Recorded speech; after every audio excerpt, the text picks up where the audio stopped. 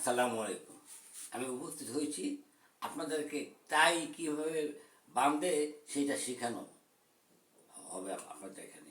এর আগে আর একবার আমি দেখাইছিলাম, আমাকে অনেকে বলেছে ভাই টাই কীভাবে বাঁধে আপনি একটু পারেন, একটু আমাদেরকে ফেসবুকে দেখা দিয়ে আমরা যেন শিখতে পারি। সেই জন্য আপনাদেরকে আমি টাই এখন কীভাবে বাঁধে আমি আপনাদেরকে শিখিয়ে দেবো খুব সহজ পদ্ধতিতে।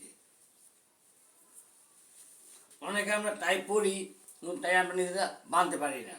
এই যে এই চিকন সেটা হাতের বাম পাশে, এই মোটা থাকবে হাতের ডাইন পাশে, এই চিকনটার উপর দিয়া এটাকে আনতে হবে, আইনে এইভাবে একটা প্যাচ দিতে হবে।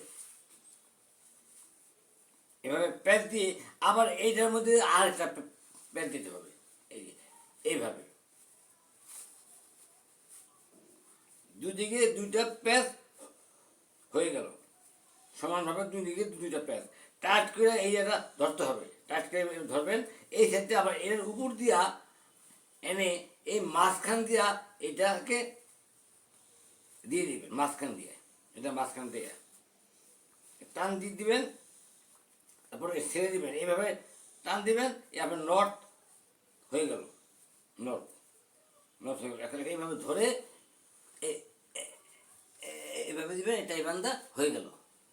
এইভাবে টাইট বান্ধা, টাইটা টান দিলে যদি না না খুলে তাহলে মনে করবেন টাইটা বান্ধা হয় নাই। টাইটাকে আপনি এইভাবে আবার টান দিয়ে ই করবেন, খুলবেন, দিবেন, এই টাই আপনার হয়ে গেল। টাই বান্ধা এইভাবে করলে আপনার টাই খুব তাড়াতাড়ি বান্ধা আপনি শিখতে পারবেন, খুব সুন্দর হবে।